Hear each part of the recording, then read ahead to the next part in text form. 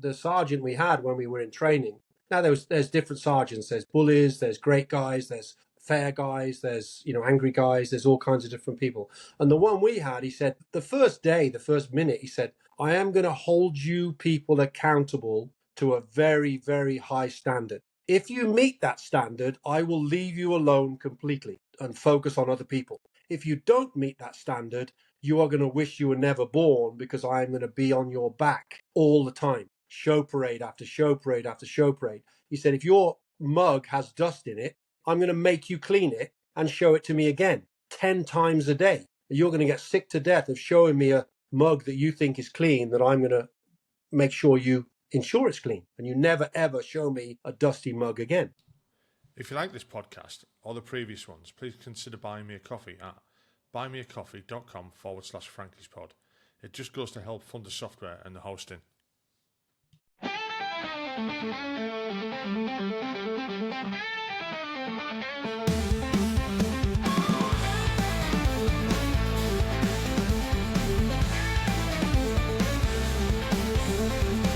Get up and let it ride. Stories of fire they can't hide.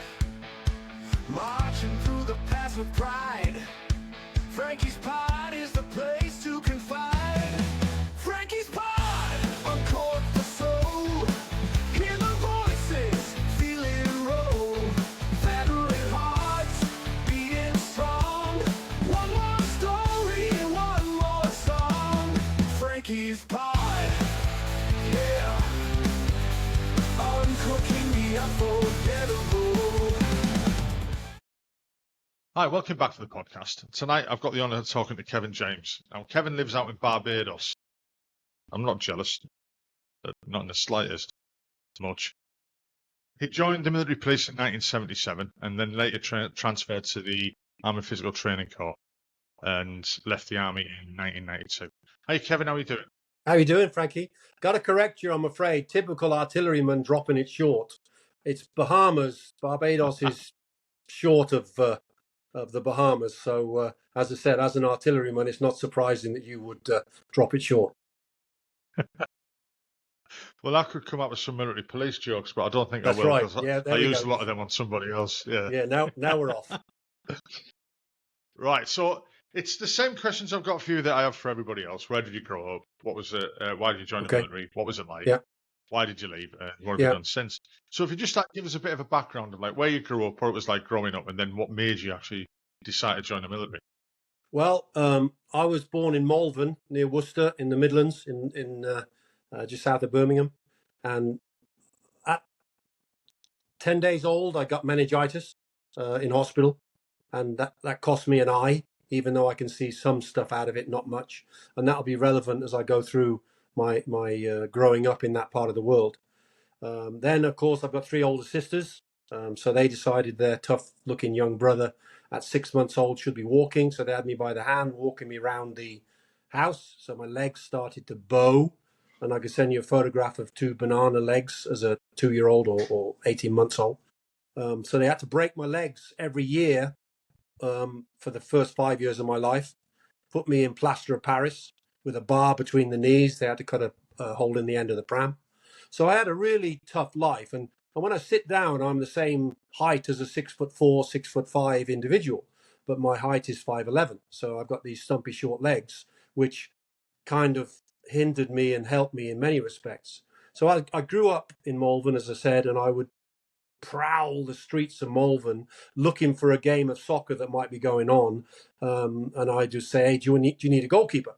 So I would be the goalkeeper for a game of soccer in this field or that field and prowl around the town looking for games of soccer. And I spent pretty much 9 or 10 years of my early life doing that, and being the goalkeeper that people would say, oh, great, here comes Kev. Yeah, you can go in goal. So we'd throw down 2 jumpers or 2 jackets because there's no football posts in those days.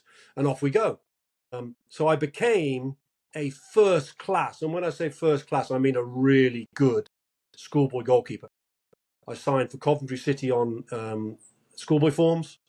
And then Les Seeley, you may remember, left Coventry City as an apprentice because they wouldn't sign him pro. So they needed a goalkeeper. So they signed me for the last 3 months of the season. They took me out of school early. So ended up with no qualifications. So I played for Coventry City for 3 months at the end of the season. And then at the end of the season, they said, thanks very much. He's come back. We don't need you anymore. So now I'm 16. My career and my dream is dashed to be a full-time goalkeeper. And on hindsight, having one eye, I was making the odd mistake that, when the game gets faster and bigger and quicker, you kind of can't live at that speed with one eye, as Gordon Banks found out when he lost his eye in that traffic accident. So I ended up at 16 trying to find jobs, trying to play soccer with my local people and local town, and decided after about a dozen other teams, Aston Villa, Rochdale, Cardiff, Hereford United, Oxford City, a lot of these people, Aston Villa, they all said thanks but no thanks. Wolverhampton Wanderers was the last team that I allowed to say thanks but no thanks. So at 18 years of age, I said, screw this. I had to stay in New Year's Eve because there was nothing to do in Malvern, as most people who've been there would realise. So I went straight to the recruiting office in January and joined up. I'd had a place as a 16-year-old as a junior leader in the Royal Military Police and decided not to take it. But I did go at 18 into the Royal Military Police, and the rest is history. I was able to play soccer at a much higher level than I would have done by playing for the Army and Combined Services. So I kind of ticked off a couple of dreams, if you like, in one go. So what made you pick the military police then? Well, it's a simple story. They get a Lance Corporal stripe as soon as they join. And I thought, why should I have to wait 2 years to be a Lance Corporal? Maybe I'll get one straight away. So I joined the military police. They give you your Lance Corporal stripe day one, and then you get your Corporal stripe after 18 months, providing you don't upset anybody. And that was it. I was a corporal in the Army after 18 months. I had to cheat to get in the Army, though, I hasten to add, because I've only got this one eye, and the doctor on the medical said, okay, cover your eye, and let's cover your left eye or right eye or whatever. So I went like that, and I read the chart, put my hand down as fast as I could. He said, okay, now the other eye. So I went like that and read the chart again. So he obviously thought that I was using both eyes. But of course, I got this one across like that, and I managed to hoodwink them that both my eyes were the same thing. And it wasn't until I was 30, when I went for my leaving the Army medical, that he said, you can only see out of one eye, can't you? I said, yeah, that's right. But I'll get on to in a minute when you ask maybe the next question, how that hindered me a little bit in the Army, because I had big dreams that I couldn't follow. I mean, you joined in 1977. It was a very different military to what it is now. I joined in 85, and I would imagine even the gap then, it was, I was quite lucky. I joined junior leaders as a 16-year-old, straight out of school, straight there. And I spoke to lots and lots of people who've had issues when they were going to training, bullying, a bit too rough, this, that, and the other. I was really lucky. We had none of that in the troop, And I've heard stories of lots of other people who have had that. I found turning up the training. I had two brothers in the military, where I found turning up the training quite daunting. I wouldn't say I was scared, because I was 16. I didn't really know what was happening. You don't appreciate the gravitas of the situation you're in. How did you find it, like turning up? Well, just something to share with you is it's very, very simple. The sergeant we had when we were in training. Now there's different sergeants. There's bullies. There's great guys. There's fair guys. There's angry guys. There's all kinds of different people. And the one we had, he said, the first day, the first minute, he said, I am going to hold you people accountable to a very, very high standard. If you meet that standard, I will leave you alone completely and focus on other people. If you don't meet that standard, you are going to wish you were never born, because I am going to be on your back all the time. Show parade after show parade after show parade. He said, if your mug has dust in it, I'm going to make you clean it and show it to me again 10 times a day. You're going to get sick to death of showing me a mug that you think is clean, that I'm going to make sure you ensure it's clean, and you never ever show me a dusty mug again. And so the standards were very, very high, and it was absolutely the white gloves on the windowsills. And if the windowsill had dust on it, the whole block, not your room or your bed space, the whole block would have to show it again at lunchtime. And if there was a single thing wrong at lunchtime, you'd have to show it again at the evening meal. And then you'd have to show it again at 10 o'clock at night. You know, it was a nightmare. So you kind of all got together and said, listen, let's keep this guy off our back, because we don't want this nightmare of trying to do all the other things as well as shining our room 5 times a day. So you very quickly learned what was right and what was wrong. And I think there's a number of other units, the SAS for sure, have the same mentality. These are the standards. If you meet them, you're okay. If you don't meet them, farewell. And that was how the military police was. They said, you know, if you don't meet the standards, you're gone. And we don't give you many chances. But there was another couple of sergeants who were kind of bullies who would throw boots out of the window. And it's hard enough bullying your boots without some sergeant hitting the gravel with your boots. And now it's so much more difficult to get them to the standard. So I didn't see any bullying, but I certainly, as a recruit, learned very, very quickly that there was a standard and you better strive to meet it. I mean, in reality, the military police really have to be at a higher standard because they're expected to withhold, the discipline, the military law, and everything like that. So, yeah, I suppose it's like any police force. They've got to be the people who are doing it have to be at a higher standard because well, kind of, you're in charge. Yeah, you transfer a clean windowsill to an ethical situation when you've got a drunk soldier. You know, you could take him round the back because he's drunk out of his head and you could beat him up. Or you could maintain high ethics and carefully help him into the back of the Land Rover, take him back to his barracks and hand him over to the RP staff. So the ethics have to be learned. You cannot teach ethics to somebody who isn't able to take them on board. And I've learned that, and I dive the same. We'll get onto that in a minute with my scuba diving. I dive in the same way. I maintain as high a standard as I can because you kind of can't afford to allow low standards into your life because it's dangerous. And that's how I found training to be. You can maintain a standard and hide in the background, you know. And I had my boots bulled before I even went to the training center because I was an army cadet and I understood a little bit about that kind of thing. So they kind of left me alone a little bit because I tried really hard. So what was it like going to your first unit then, and where were they at? Well, once again, you said it's a different army. I went to Munster in Germany. We had 8 regiments of 750 people in Munster at the time. There was 2 RTR, 4 RTR, Irish Guards, Scots Guards, Royal Scots, the British Military Hospital. We had the REME, a big workshop. So you've got thousands of soldiers out and about at the weekend, and you've got to be very, very cognizant of a huge proportion of them are going to spend every penny they have and walk back to the barracks. And the barracks 15 miles away from town, 12 miles away from town. So you're constantly picking guys up on the street, loading them in the Land Rover. And if they don't give you any lip, they get a free ride home. If they give you some lip, you hand them over to the guard commander and say they're drunk and they get locked up and it costs them money. So you also, with the ethical side of it, learn, if you want to play ball with me, I'll play ball with you. And it was something I learned as a very young man that, you know, very often I'd take my hat and belt off, put my arm around a massive Scots guardsman and say, okay, can I buy you a drink? Because there's no way he's leaving the bar unless I get on his side. And if I'm not careful, he's going to fold me up into a pretzel. And now we're in big trouble because now I've got to try and get 10 of them out of the bar. And there's me and a young Lance Corporal. So that was something that I learned very quickly. Don't get in their face unless you have to. How did you find? How did people you find? How did they react to you? Like, I was quite lucky that I've never really had any dealings with the military police as such. Yeah, but I don't want to go into that one. Yeah.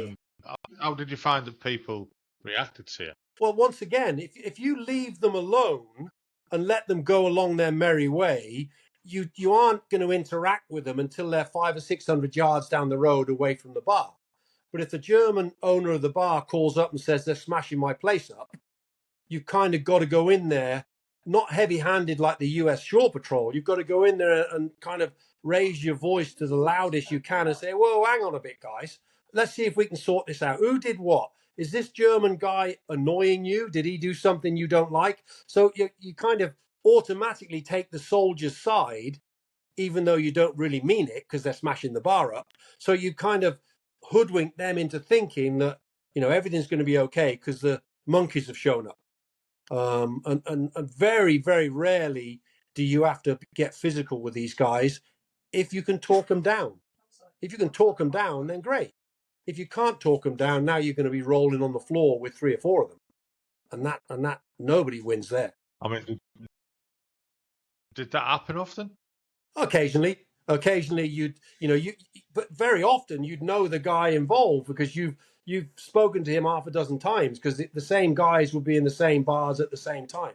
So you certainly knew the insects, if you like, the ones who just wanted to misbehave, and so you just, I've never had to hit him with a stick or anything, but occasionally you'd have to, because he's drunk out of his head. So if I put him in a police hold, it's going to really hurt. And if you do it right, he's not escaping from it, and you can make it hurt as much or as little as you want. So the Aikido side of things that we learned in training was useful with drunks because they couldn't really stop you putting them in a good hold because their limbs don't really work very well. Yeah, I know. As I'm sure I've had interactions with them. As I'm sure you'd agree. That might have been one of them. yeah, sure. But if you can get a grip of them, then you can make them behave. But the secret is don't ever get to that because then you do have to hurt them, and that's bad news. I mean, where else did you serve apart from Munster? Because you don't stay in the same place for very long. Interestingly enough, what happens is, this from your time in the service, you get labelled, and I was labelled as a goalkeeper. I was playing for the British Army of the Rhine, and then I all of a sudden got because my next posting would have been Northern Ireland for sure. That's where everybody was sent after their first posting, get a bit of experience, sent to Northern Ireland. And I get a call from the training depot in Chichester, and they said, we're going to try and win the Army Minor Units Cup. We're bringing all the footballers back to Chichester. Are you interested? And I took advice from my sergeant who said, you might get branded a war dodger, you might not. He said, but that's the worst that could happen with you going back to Chichester is that there might be people talking out the corner of their mouths. He said, and if they do that, just leave the military police, join the Met Police or the Civvy Police, and just call it a day. So I went back to Chichester thinking that if I did get any hassle, then I'd just move on to the Civvy Police. But that didn't happen because, as I said, I discovered physical training, and then I transferred to the Army Physical Training Corps after a couple of years. And what was the transition into that like? Well, it's interesting. I mean, were you a PTI in the RMP? Well, no, I went back to the Military Police Training Centre in the signals wing because I had a B2 signals course that I'd gone on and passed. But then I said to the 2IC, this is nuts. I hate it. I don't want to do this. I'm going to join the Marines, or I'm going to leave and do something else because I don't like being as fit and able and keen as I am and be teaching signals all the time. So he said, well, what can we offer you? I said, well, I'll go in the gym if that's okay. He said, okay, go in the gym. So I went in the gym, did 6 or 8 weeks, and then went and did my assistant instructor's course in Aldershot, managed to pass that with flying colours, and then came back and did the grind in the gym for a while. Interestingly enough, you talk about the Army at that time, racism was absolutely rife, and it was a big deal in the Army then, as I'm sure you realise. And we didn't have any Asian guys or dark-skinned guys in the military police because it was bad enough having a red hat without having a dark skin. So Prince Charles at the time got involved and said the cavalry, the military police, and others will take minorities. And we at the depot obviously said, yeah, okay, send as many people as you want. And the time that it hit me more than anything is I was standing outside the gym and there was a row of soldiers and I was screaming at this slovenly one in the middle. And I was saying, brace up, sharpen yourself up. You look like a bag of potatoes, or words to that effect. And he ignored me, and I shouted again. He ignored me, and I was getting quite annoyed. So I went right up to him and put my finger in his face and said, I'm talking to you. He said, sorry, Corporal. No one has ever addressed me in my life from authority without using a racist slur. I didn't know you were talking to me. And I said to him, okay, I grant you that. But the next time I shout dopey, I mean you. And he laughed. He said, yes, Corporal. And he was kind of proud that he'd now be known as dopey. And I was taking him on face value, pun intended.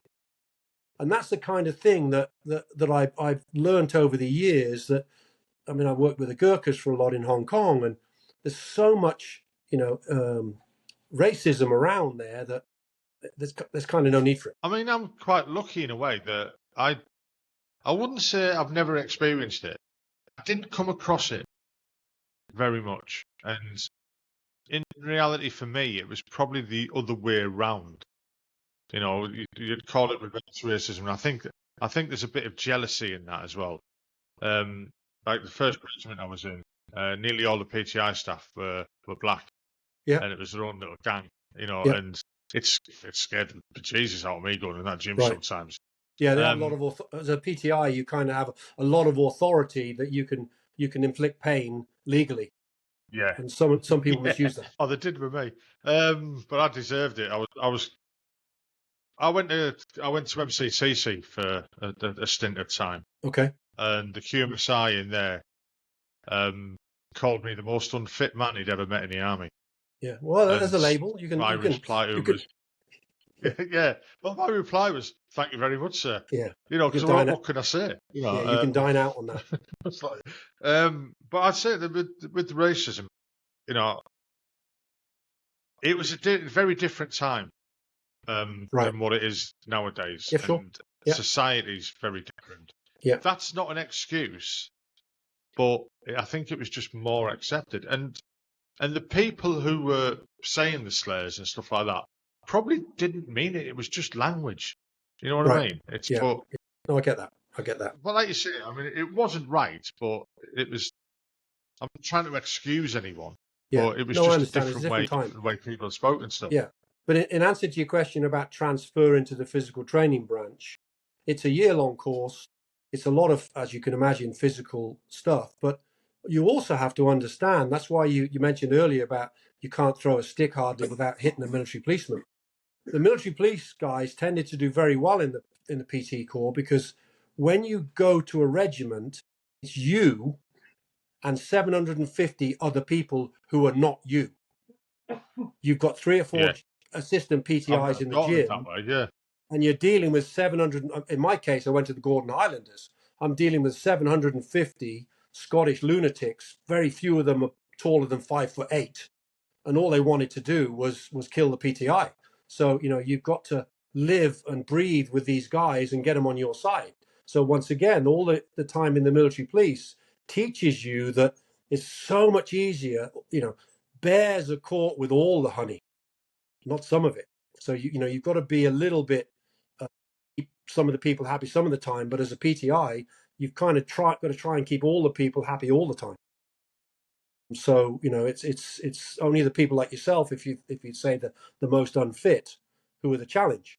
And we had our unfit challenges as well, but it's no use screaming. I can scream at you as much as I want, but it won't improve your French. But if I teach you a few French words, then we're moving forward together. I mean, what you mentioned, you worked with the Gurkhas as well, out in Hong Kong. Yeah, well, of course, I was sent to Hong Kong as the training warrant officer of the PT school there, and we had half a dozen Gurkha staff, and then we had regiments of Gurkhas that would come through to do all the different courses. And you kind of have to understand. I told a Gurkha soldier once, I said, "Take your boot off. I want to look at your ankle," because he was limping. So he took his boot off, and I got distracted. I was talking to my boss or whatever, and I looked round again, and he had his boot back on. I said, or he hadn't taken it off, if you like. I said, "I thought I told you to take your boot off." He said, "I did, Saab," and then put it back on, because I hadn't gone to 5 out of 10. I was dealing in 1 to 5, and I hadn't told him, "Take your boot off and leave it off." So when you're dealing with a Gurkha soldier, you kind of have to be very specific, what you want him to do. That's why they're so good, because if you tell them to kill the Japanese, that's exactly what they'll do. But you've got to, kind of make sure that your instructions, that's why the Gurkha officers are so well educated, because they've got to think outside the box all the time and be very careful how they guide a young Gurkha soldier to become a better soldier. you can't just assume that the Gurkha soldier is going to pick things up via osmosis, because they're not, because that's not their history. I mean, I've never worked with them. I've never worked with the Gurkhas. The only experience I have of them is when I was doing when I left training, I did an all-arms clerk's course down at Worthy Down, because I thought it was just going to be an easy job, and it was shit. I hated it. It's a I nightmare. got sacked in the end anyway. Clark's a nightmare. Yeah. But we were at the course at Worthy Down, and a few of us may have got into trouble for being drunk one night, and we got extras. So I got sent down to the guard room to go on guard. I rocked up at the guard room, and everyone who was on guard that night was a Gurkhas. The guard commander, the march and relief, and everybody else were all Gurkhas. And they asked me what I was doing. I says, I'm on guard with you tonight. And they were like, "Oh, right, okay, we weren't expecting anybody." And I says, "Yeah, I got extras, so I've got." And they wouldn't let me. They sent me away. Yeah. They literally said, the guard commander said to me, "It's an honour to guard this camp. You don't deserve that honour. Go away." And of course, I'm like chuffed.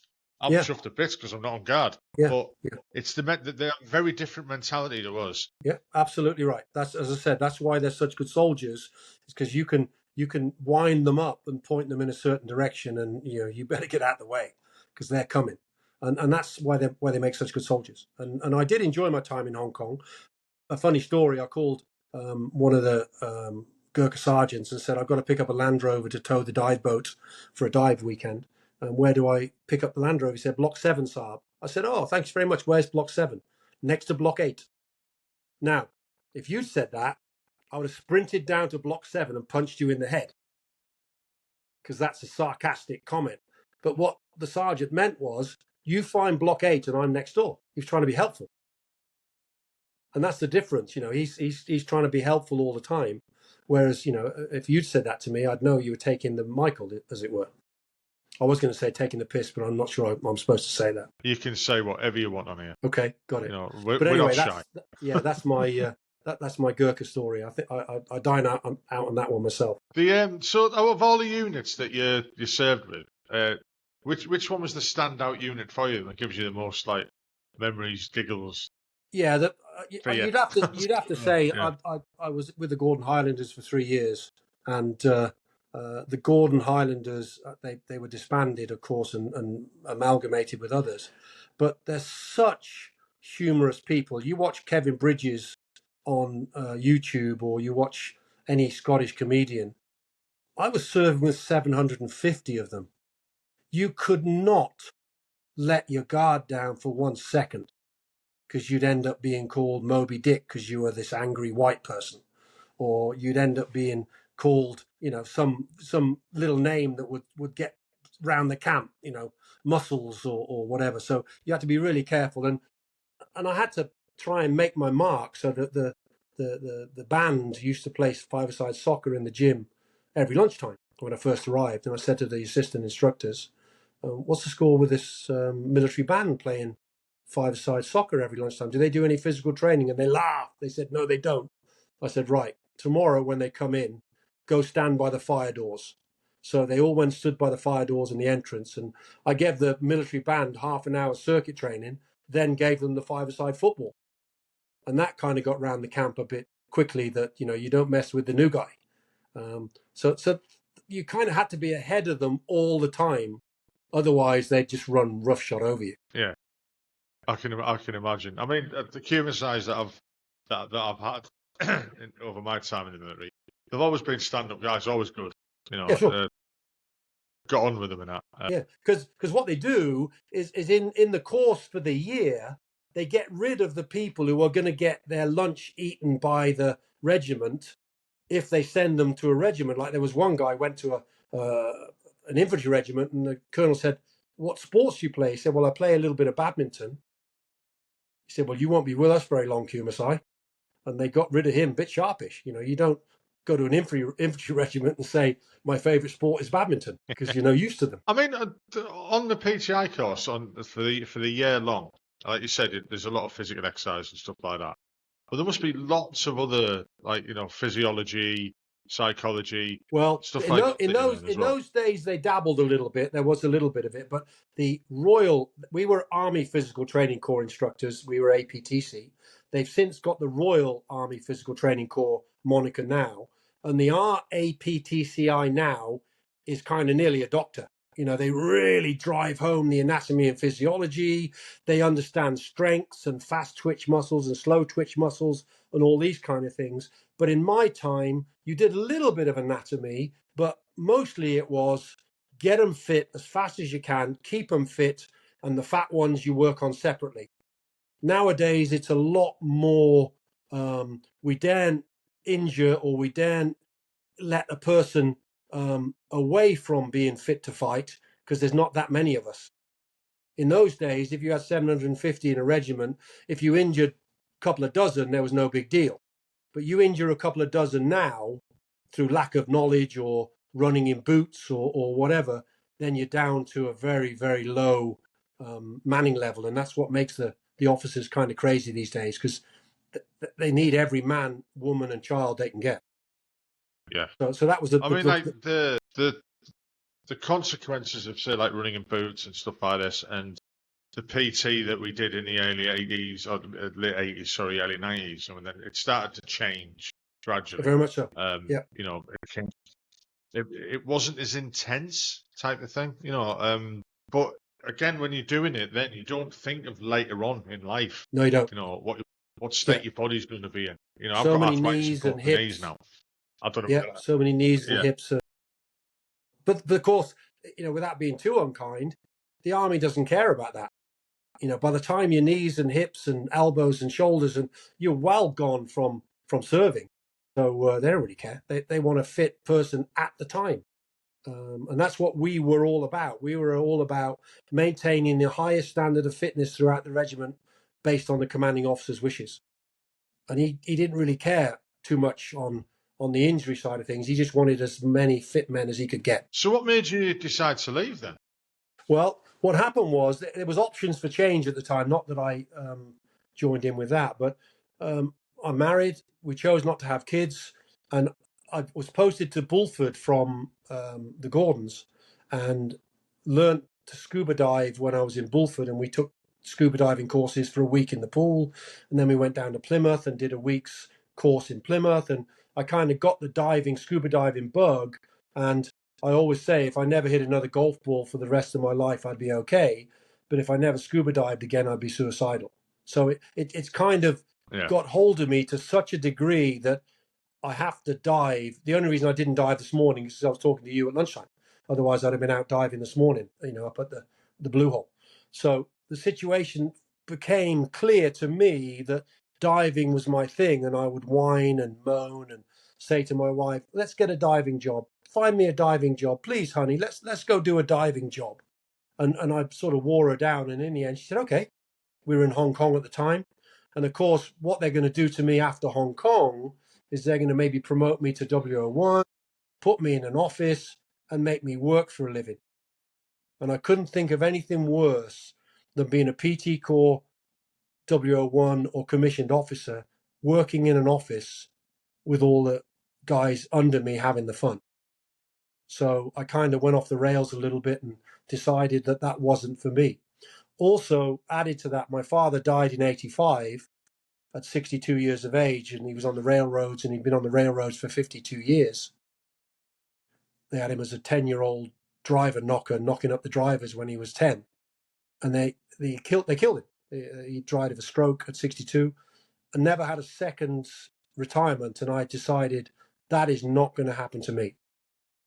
So I pursued a job in the tropics, scuba diving or something of that nature, and managed to get an interview with a guy who was setting up a dive lodge and got the job, and the rest is history. We went to the dive lodge and taught diving for 2 years. My wife was a videographer. I was the underwater dive master. I met a really rich guy when we were there who said, "I'm buying a private island. Will you manage it?" And we said, "We know nothing about that." He said, "Well, nor do I. So why don't we learn together?" So we morphed. Yeah. We morphed into private island management and managed private islands for billionaires for 20 years. stacked a bunch of money in our bank account and semi-retired to where we are now. I mean, Martin, and as people will probably realise later that we got in touch through a mutual friend. And he mentioned that to me about that you looked after people's islands, and I was like, it kind of didn't sink in straight away. To like, I was thinking about it afterwards, and I thought, you forget that there's levels of people being rich. Well, and there's rich beyond your wildest or my wildest dreams. You know what I mean? I manage the private. Own an island. Right. I managed the private island next to Johnny Depp's island. Johnny Depp used to come over to the island with a $1,000 bottle of red wine, and my boss would also have a 1,000 or 2,000 bottle of red wine, Margaux or Chateau something or other, and they would taste the wine, and the one who brought the worst tasting wine had to bring a case of it next time. They used to do this. These guys used to do this for fun, just for fun. You know, you bring a bottle of wine over to my island, and if it's not as good as mine, you bring a case next time. And they would laugh and joke about it. But you know, a $12,000 case of wine to Johnny Depp is the same as you buying a Ginsters at the local Tesco's. Yeah, I suppose. Exactly the same. I mean, I'm just jealous. Yeah, sure. Now I get that. Money can't make everything don't get me wrong. Don't get me wrong. He doesn't abuse that, because I know many of his staff, and he's unbelievably generous to all of them. You know, he's a great guy. But you know, he used to drink $1,000 bottles of wine out of a SpongeBob sippy cup, so his kids didn't know he was boozing. Fair enough. Good for him. You know, everyone's got their own issues somewhere, haven't they? Yeah. No, I get that. So what was that like then? I mean, how did you get around the islands and things? Well, most of them are small islands. There was one island that was 750 acres, so we had a pickup truck and JCBs, and he bought himself a big 4-wheel, big boy Jeep that the boss used to drive around in. But it's just like running a little teeny village. You know, you have generators, you have water makers, you have airstrips, you have all kinds of stuff. And, you know, the bottom line with it all is a bit like being in the army. They don't ever want to hear the word no. Yeah. As long as everything they ask and everything they want, it's yes, they're quite happy. And they pay you well. So, you know. So this was a lifestyle choice that you made, and you've really enjoyed it. As I said, we chose not to have kids so we could do it. But I wouldn't want to do it with a bunch of kids. That would be a nightmare. But we've been in each other's pockets for 45 years now, my wife and I. So we really understand life, if you like, as a couple, which is not easy for everybody. But we've been very lucky.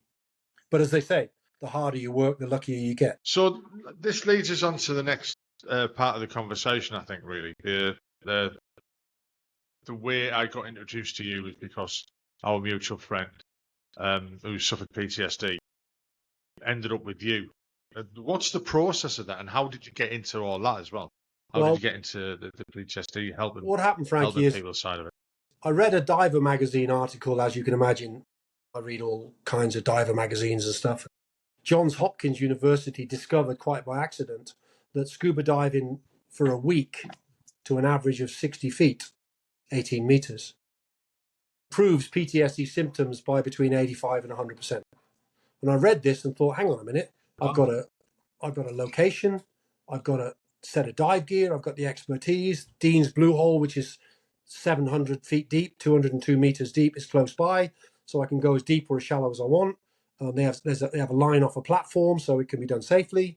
I'll have a go at this. So I sent off, and I kid you not, Frankie, I sent off thousands and thousands of contact emails, letters, different things to people all over the world for 8 years, trying to get people to let me take them scuba diving for free. I don't charge a penny.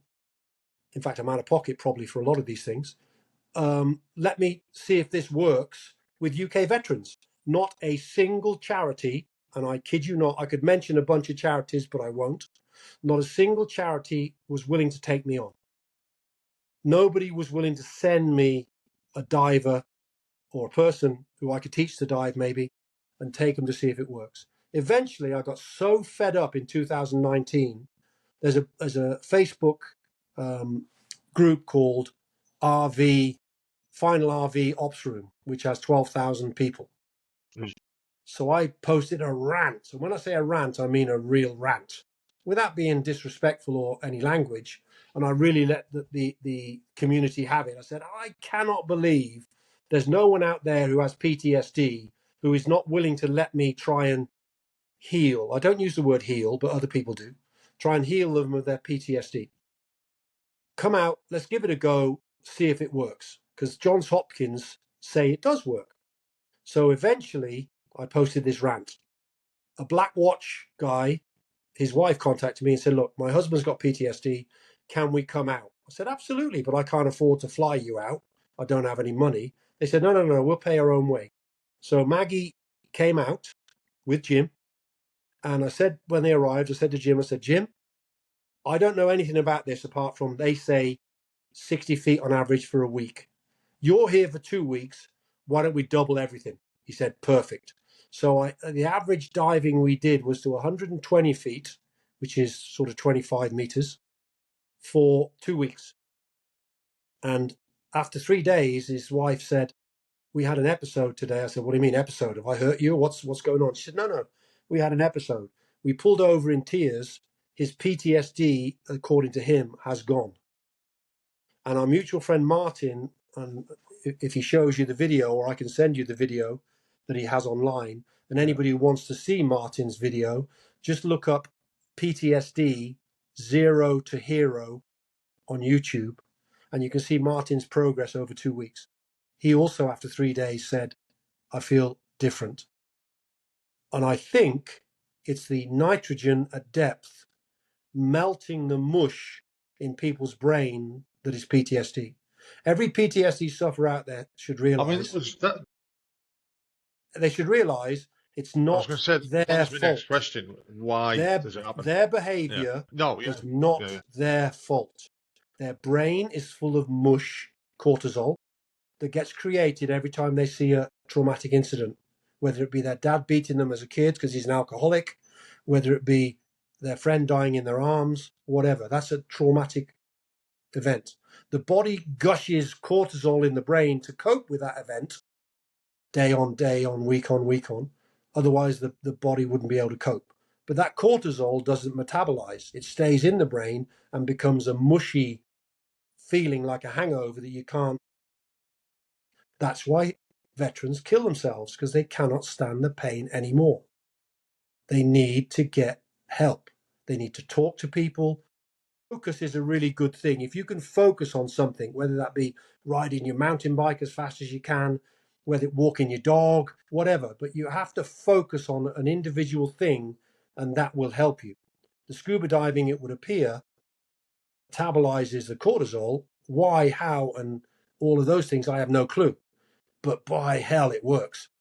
And 17 people have come here, and they all say they are now PTSD symptom-free. Now, some of them, if they're not careful, could let it back in, but leaving here, they're now soaring like eagles. The third guy to come here just emigrated to Portugal because he wants to get married and live there. I mean, that's great. Yeah. You mentioned there that the veterans associations and charities and stuff like that kind of didn't take you on. Because you've had success with a number of individuals. Have they reached out to you now, or has that situation changed? Not a chance. It's not their idea. It's not their thing. They didn't think of it. They're not driving it. We're driving it. Maggie and Jim are now co-founder and trustee of the charity we run. Every single penny we make comes from friends, contacts, and relatives.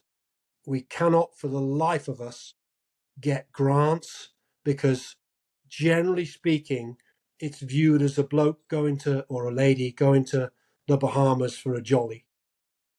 And it's very difficult to convince anyone that sending a person home PTSD symptom-free may be a jolly. He goes home with a tan. Good for him. But Jim, RAF regiment, came out here, was the last guy.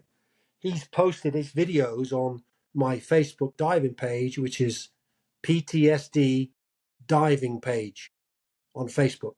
and you can see a video every day that Jim posted. That's not a guy having a jolly. That's a guy who's in bits going home better. But we don't seem to be able to convince anyone of importance of that fact. So what I'm doing is I'm going to continue to build a massive base. I've got my 18th person coming tomorrow. He's an RCMP mounted policeman from Canada. He's coming down because a Canadian donated for him. And let's make it 18, then 19, then 25, then 31.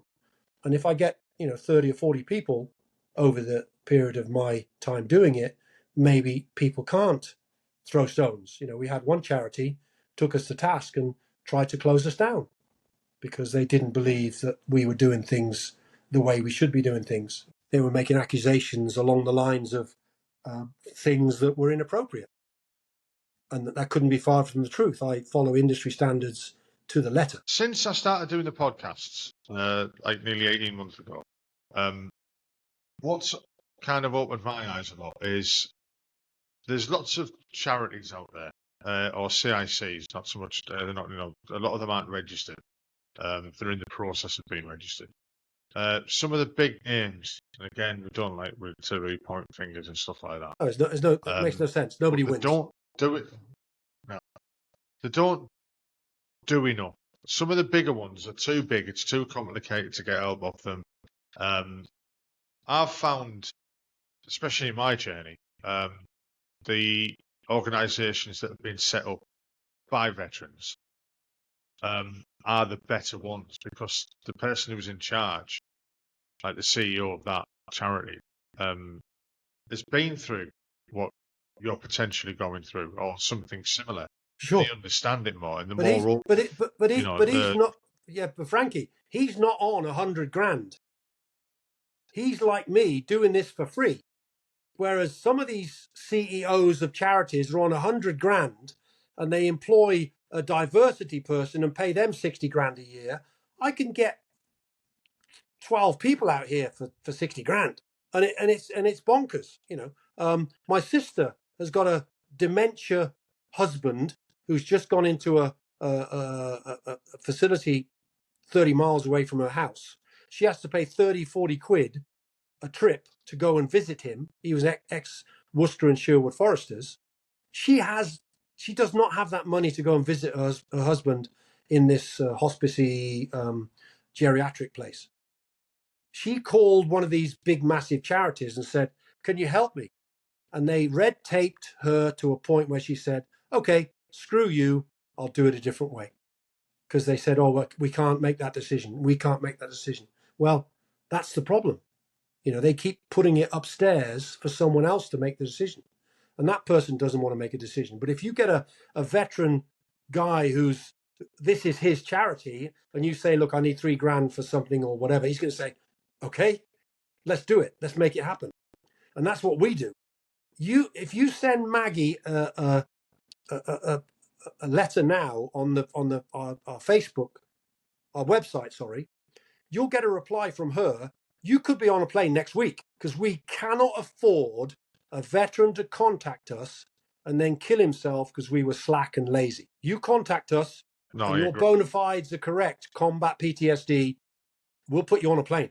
Now, we only have enough money for 2 or 3 more people to put on a plane because then we have to raise some more. But we'll find a way to raise it. I'll put the squeeze on people who, will say, "Oh, all right, Kev, one more time." But that's the problem. I suppose I can see where people who are outside of this life, let's say, for want of a better word, would accuse people of going out there for a jolly and everything like that. And again, I think a lot of that's down to jealousy. And even within another thing I've found since I've started doing the podcast and being more involved with social media side of things, there's some very, very salty, disgruntled, and downright fucking vicious veterans out there who I get that. Don't like to see anybody getting on. You know what I mean? I mean, again, sure. that's just society in general, but it seems to be compounded, especially. Hello, can you stop for lunch? Yeah, I get that completely. But you are going to get that at the rugby club. You are going to get that at the tennis club, the Rotary club, whatever. You are going to get that. But the problem we have is it's so easy to throw stones at us because we're small and tiny, and you know we don't really have a voice that we can defend ourselves. We can only defend ourselves retrospectively when someone throws stones at us, because at the end of the day, the person presently is coming to the Bahamas. They are going to go home with the suntan, but I can put my hand on my heart and say 17 people plus their friends and relatives and work colleagues, etc., etc., etc., have had their lives changed by just doing 15 or 20 scuba diving. It's astonishing, Frankie. I see the change, and as I said, look at Martin's video. You'll see a change that'll make your head spin. Yeah, I watched it today, actually. Yeah. Because when you sent me the link, I was like, hang on a minute. That's it. Yeah. I was like, yeah, sure. Yeah. No, I get that. Because he's never told me anything about that. And he'd never told me anything about, working with you until on Friday night, which was very humble man. I was like, bloody hell. Yeah. But the other thing is that, I mean, we'll touch on where people might think it's the jealousy thing again. And I don't want to accuse anyone of that, obviously. But I think some of the because not everybody leaves the military with PTSD, right? It's quite a small percentage. It's like I like to say, like you've got a bad back. You tell someone you've got a bad back because you can't see a physical injury. Half the time they don't believe you.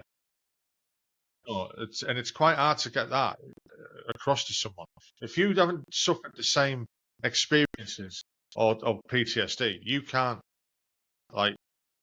understand what you're going through. No, you can't. No, and because you don't see a physical injury, and again with anything to do with mental health, they get accused of all sorts. In the army, we call them malingerers and stuff like that. It's pretty easy for us because Jim, the Black Watch W01, that is one of our trustees, he doesn't grill the person. Well, he probably does grill them, but he does our due diligence. He will talk to you and say, where did you serve? What's the situation?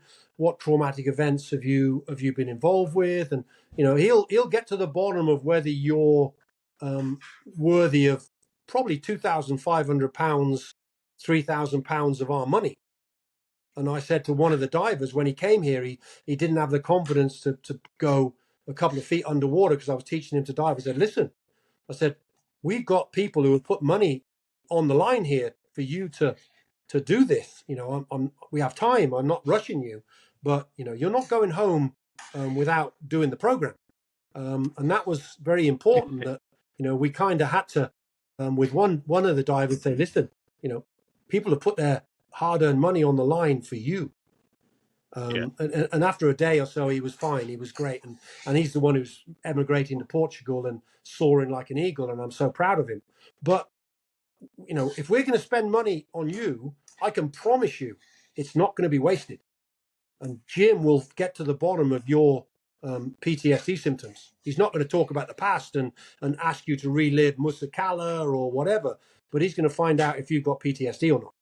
He's going to ask you what your symptoms are. He's going to ask you how you feel. And because he was a very, very serious PTSD sufferer, he knows exactly where you're coming from. Yeah. I mean, so if somebody was to come down to you, what is like the process? I don't mean getting in touch with you and stuff like that, because we've already mentioned that. Get in touch with it's a very simple thing. And as I said, it's very simple. I'm astonished at how it works, but it does.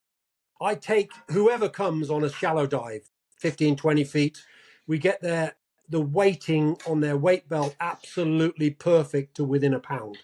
So if you need 12 pounds, then I'll start you with 11 and we'll see if we can get away with 11, because the blue hole is 700 feet deep. So I don't want you going glug, glug. I want you to be able to breathe out, go down, breathe in, go up. So that side of it is, I'm very, very anal about that. I get your weight and your buoyancy absolutely perfect. If I have to hold your hand for the first dive or two because you haven't dived before, I don't care. I'll do that. And then the first dive is shallow, shallow, shallow. Then maybe we'll build it up a little bit to 60 feet, maybe the next day. And then we gently build it up 15, 20 feet extra per day on the line Now we're on a down line with big lead weights on the end of the line. So we go down the line, up the line, we stay safe. And we just go as deep as we can get away with within industry standards. 164 feet for the British Sub-Aqua Club, 130 feet for Paddy. Once I can get the qualifications into the diver so they're allowed to do that, and we do the depth that we can. And then the nitrogen takes care of the rest. Why, I don't know, but it does. It's just incredible to see a person change from zero to hero. It's amazing, isn't it? I Yeah, mean, absolutely. And as I it's said, I've done all it. like, because I'd never heard of it before. You're like, Yeah. well, how's that work? I've done it 17 I'll have times to look now. into it a bit. I've done it 17 times, and I'm absolutely astonished. 3 of the ladies from sexual assault and domestic violence came out. Same thing. They went back absolutely swinging from the trees. That's crazy. So, what's your plans for the future then? I mean, not just Well, you're not doing the property movements anymore. Yeah, I'm 66 now, so I've got about 3, maybe 4 years more that I can do it without insurance companies being involved. Because once you get to sort of 70, your driving license is an issue and all of those kinds of things. So if there was something to happen, the lawyers would say, "Hang on a minute, what do you mean this 70-year-old guy is taking people deep?" So there's going to come a time where I kind of have to hand it over to a younger person through litigation or whatever. So I'd be very worried about doing it into my 70s. So I've got to try and find a young person. Martin is a possibility. There are others who could do it. And if I can hand it over, I will. I'd like to find out if anybody wants to volunteer. Sure. I'd like to find out if it works in the deep swimming pools around the world. There's a 45-meter deep pool in Poland. There's a 33-meter deep pool in Belgium, 42 meters in Italy, 60 meters in Dubai. There's loads of places where this would probably work the same as it does in saltwater. I mean, I think there needs to be a lot more investigation into it. Yeah, sure. And But research. Nobody's interested.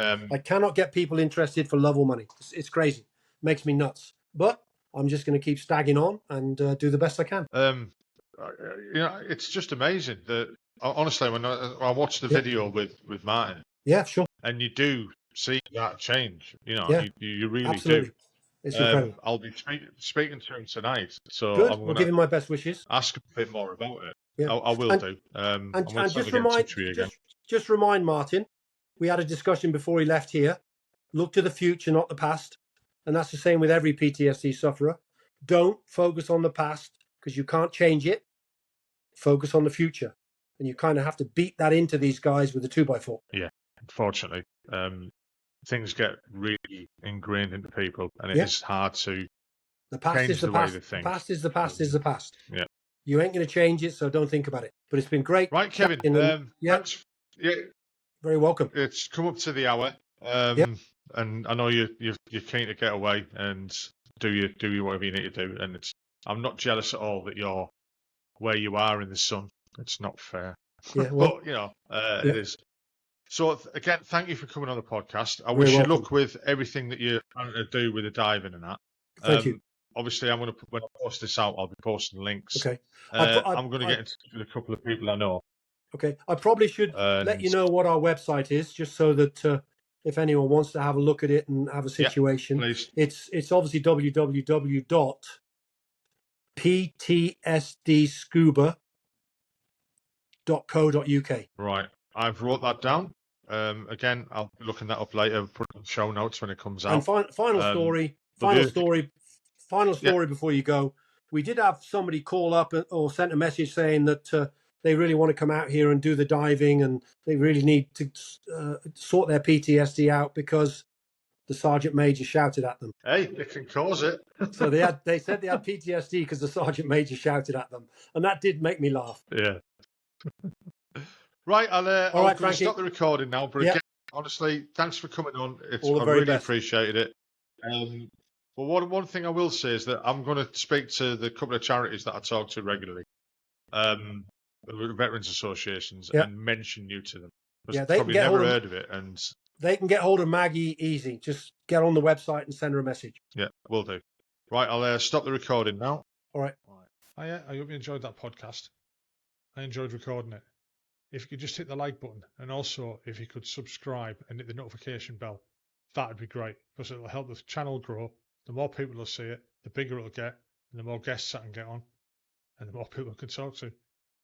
Well, I hope you enjoyed it, like I said. Look forward to the next one. Hopefully it'll be out next week as normal. Bye-bye now.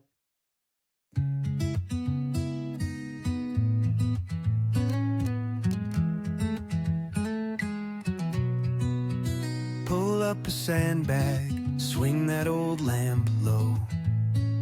There's tales in the silence that only vets know. From deserts and jungles to skies far and wide, Frankie's pot's where the stories reside. Boots in the mud, hearts in the fray, letters from home that never could say what the eyes of a soldier remember at night, now told in a voice clear and right. So lean back, mate, let the stories flow. In Frankie's pod, the real ones show. With a laugh or a tear, we honor the brave. Every voice a memory we save. Pull up a sandbag, it's your turn to speak. Where silence once stood, now stories leak. A compass of memories, scarred but true. Each tale a tribute to what they've been through. Not just the glory, the pain speaks too, but in every word, their courage shines through. No medals here, just a mic and a name. But in this circle, it's all the same. A brother, a sister, a comrade in arms. Every tale told holds wisdom and charms. So lean back, mate, let the stories flow. In Frankie's pod, the real ones show. With a laugh or a tear, we honor the brave. Every voice a memory we save. Pull up a sandbag, it's your turn to speak. Where silence once stood, now stories leak. From dawn's early light to the eve's gentle sigh, their spirits live on in the stories that fly. Through struggles and triumphs they stand side by side. In Frankie's pod, where their hearts still abide. So here's to the ones who've walked through the fire. With every sandbag we lift them higher. In the warmth of this space, together we'll stand, sharing our tales hand in hand.